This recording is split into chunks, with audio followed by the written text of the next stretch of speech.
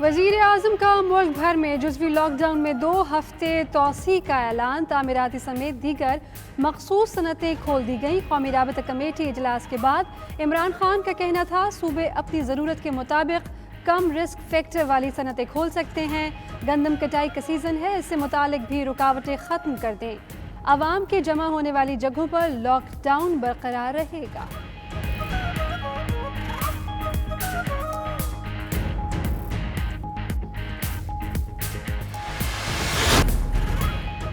وزیر اعظم کا ذخیرہ اندوزوں اور منافع خوروں کے لیے سخت پیغام۔ عمران خان کا کہنا ہے رمضان سے قبل مصنوعی مہنگائی کرنے والے باز رہیں، پیسے بنانے کی کوشش کی تو بہت سختی سے برتا جائے گا۔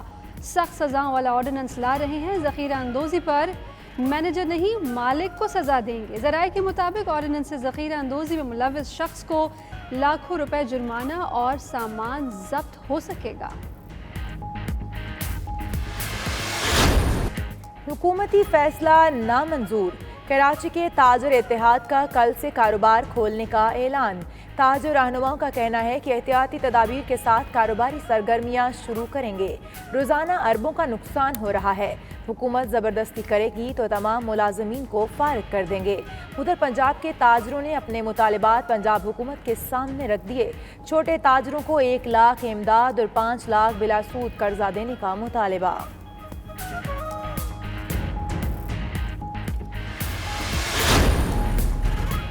پنجاب حکومت کا سرکاری محکمے کل سے کھولنے کا فیصلہ، تمام محکموں میں 100% عمل درآمد یقینی بنانے کی ہدایت۔ نوٹیفیکیشن کے مطابق ایڈمنسٹریٹو سیکریٹریز دفاتر میں کام کے لیے آ سکیں گے، اسٹاف گھروں میں بیٹھ کر آن لائن کام کریں گے۔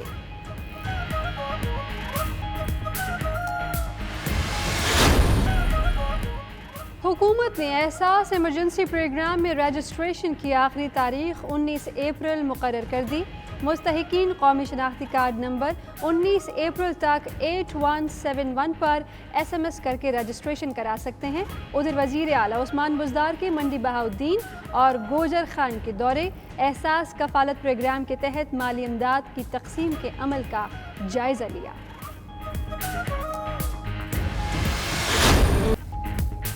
ملک کے نوجوانوں کے لیے خوشخبری، کامیاب جوان پروگرام کے تحت ملنے والی رقم بڑھانے کی منظوری۔ نوجوانوں کو 50 لاکھ کی بجائے 2.5 کروڑ روپے تک کی رقم ملے گی۔ شرح سود بھی 8% سے کم کرنے کا فیصلہ۔ وزیر اعظم عمران خان کا کہنا ہے کہ لاک ڈاؤن میں نرمی آتے ہی نوجوانوں کو کاروباری میدان میں آگے لائیں گے۔ بیرون ملک پھنسے پاکستانیوں کی فریاد سن لی گئی۔ حکومت نے عمرہ زائرین سمیت تمام پاکستانیوں کو واپس لانے کا اعلان کر دیا۔ 40,000 کے قریب پاکستانی واپس آنا چاہتے ہیں۔ وزیر خارجہ شاہ محمود قریشی کی 92 نیوز سے گفتگو۔ ترجمان قومی ایئر لائن عبداللہ خان کا کہنا ہے کل سے 19 اپریل تک خصوصی پروازیں چلائی جائیں گی۔ لاہور، ملتان، فیصل آباد اور پشاور ایئرپورٹ بھی استعمال ہوں گے۔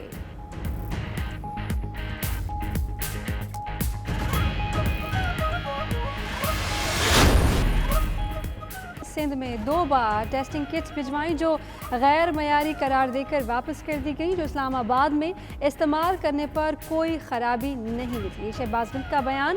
ترجمان سندھ حکومت مرتضی وہاب نے رد عمل دیا کہ شہباز گل مہمان اداکار ہیں اور وفاق اور صوبوں کے درمیان دوریاں پیدا کرنے کا کردار ادا کر رہے ہیں۔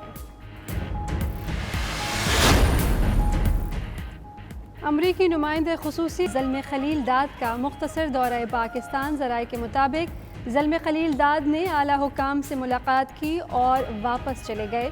ملاقات میں علاقائی استحکام پر تبادلہ خیال کیا گیا۔ فریقین کے مابین مذاکراتی عمل کے امکانات پر بھی غور کیا گیا۔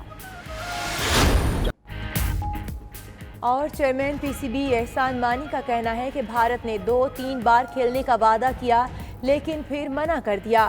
اب ہمیں بھارت سے سیریز کھیلنے میں دلچسپی نہیں۔ ICC ایونٹس میں میچز ہوتے ہیں تو کھیلیں گے۔ مزید بولے کہ کرکٹ بورڈ میں سٹاف کی تبدیلی نارمل ہے، کسی کی ملازمت ختم نہیں کر رہے۔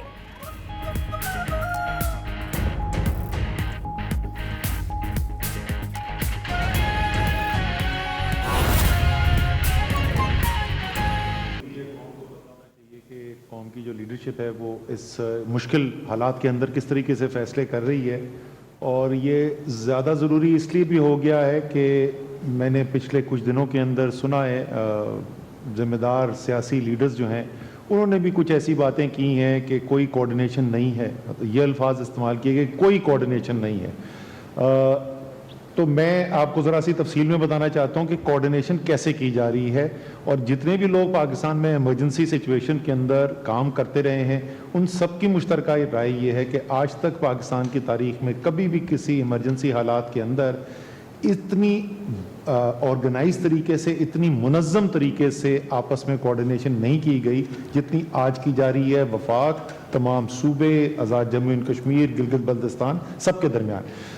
نیشنل کوارڈینیشن کمیٹی اس نظام کے اوپر جو سب سے بڑا فورم ہے وہ ہے, وزیر اعظم چیئر کرتے ہیں, تمام صوبائی وزراء اعلیٰ اور آزاد کشمیر کے وزیر اعظم جو ہیں وہ اس کے اندر شرکت کرتے ہیں, اور اس کے علاوہ کچھ وفاقی وزراء بھی ہوتے ہیں.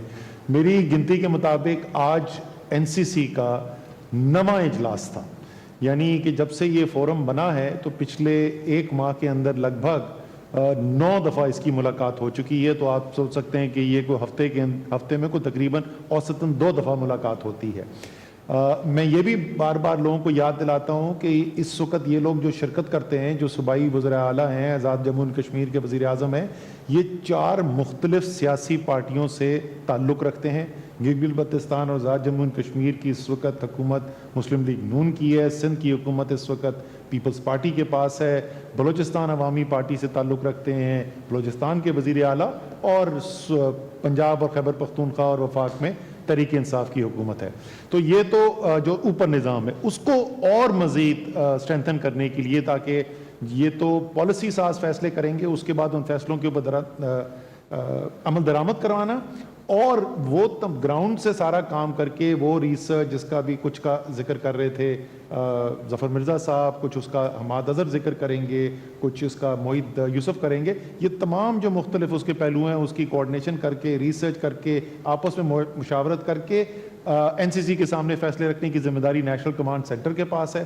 نیشنل کمانڈ سینٹر روزانہ ملاقات کرتی ہے, روز صبح 10 بجے ہم ملاقات کرتے ہیں, اور جب سے نیشنل کمانڈ سینٹر بنی ہے یہ ہر روز ملاقات ہوئی ہے, چاہے وہ ہفتہ ہو یا اتوار ہو, روزانہ ملاقات ہوتی ہے. کچھ ہم اس میں وفاقی وزراء ہیں, اس کے علاوہ تمام صوبوں کے چیف سیکرٹریز ہوتے ہیں وہاں پر, گلگت بلتستان اور آزاد جموں اینڈ کشمیر کے بھی, یہ تمام لوگ سب بیٹھتے ہیں. اس کے علاوہ ایکسپرٹ اگر کوئی خاص چیز جس طرح جو نئی ٹیکنالوجی, یہ بھی بڑی خوش آئند بات ہے, آپ کو اگلے 2-3 دن میں ہم تفصیل بتائیں گے کہ اس سے مقابلہ کرنے کے لیے جو مختلف اکوپمنٹ جو بنانے ہیں, جو مختلف میڈیکل جو سپلائیز لینی ہے, وہ پاکستان میں کس طریقے سے ہم ڈیولپ کرنے کی کیپیسٹی بنا رہے ہیں. اس کے لیے ہم نے فواد چودھری صاحب کو بلایا ہوا تھا, اور مختلف لوگ اس طریقے سے آتے رہتے ہیں. اور اسی طریقے سے آج جو NCC نے آج جو فیصلے کیے, اس فیصلے کا میں صرف اگر آپ کو مثال بتا دوں تو آپ کو سمجھ میں آ جائے گا کہ یہ کتنا قریبی رابطہ ہے. پہلے ہم نے 1 ہفتہ پہلے میں نے آپ کو کہا تھا کہ ہم اگلے ہفتے کے لیے مشاورت کا عمل شروع کر رہے ہیں. 1 ہفتے مشاورت ہوئی, اپنے تمام جو کیبنٹ کے ممبرز ہیں انہوں نے اپنے کاؤنٹر پارٹس کے ساتھ اس کی مشاورت کی. اس کے بعد چیف سیکرٹریز کے ساتھ مشترکہ سیشن کیے گئے. پھر یہ ایک اصولی طور کے اوپر ان کے اوپر بات کی گئی کل نیشنل کوارڈینیشن کمیٹی کے اندر. اس کے اندر درخواست آئی ایک وزیر اعلیٰ کی کہ مزید کچھ SOP کے اوپر جو ہے وہ غور کر لیا جائے مشترکہ طور پہ. وزیر اعظم نے فوری طور پر کہا کہ یہ بالکل ٹھیک ہے, ہم اس فیصلے کو, حتمی فیصلے کو کل تک لے جاتے ہیں. اسی دن شام کو تمام جو بھی ہم نے ہمارے پاس جتنا تجزیہ رکھا ہوا تھا, جو ہماری سفارشات تھیں, اس کے تفصیلات سارے جو ہیں وہ دوبارہ بھجوا دی گئیں. وہ پہلے ورکنگ لیول کے اوپر تو تمام شیئر ہوئی تھی, لیکن وہ دوبارہ بھجوا دی گئیں, اور اس میں کم سے کم سندھ کا جو ہے وہ جواب ہمیں اسی کے اوپر ان کے جو تبصرہ تھا وہ کل رات کو ہی ہمیں مل گیا تھا. آج صبح کمانڈ سینٹر کے اندر جو میٹنگ ہوئی تو اس میں ہمارے ساتھ صرف چیف سیکرٹریز نہیں تھے, کئی وزراء اعلیٰ بھی تھے, آزاد جموں اینڈ کشمیر کے وزیر اعظم بھی اس کے اندر شریک تھے. وہاں پہ یہ کنسنسس ڈیولپ کیا گیا, اور ہم آج اس کو تفصیل آپ کو بتا دیں گے. تقریباً 98% چیزوں کے اوپر وہ 100% ایک ہی رائے تھی.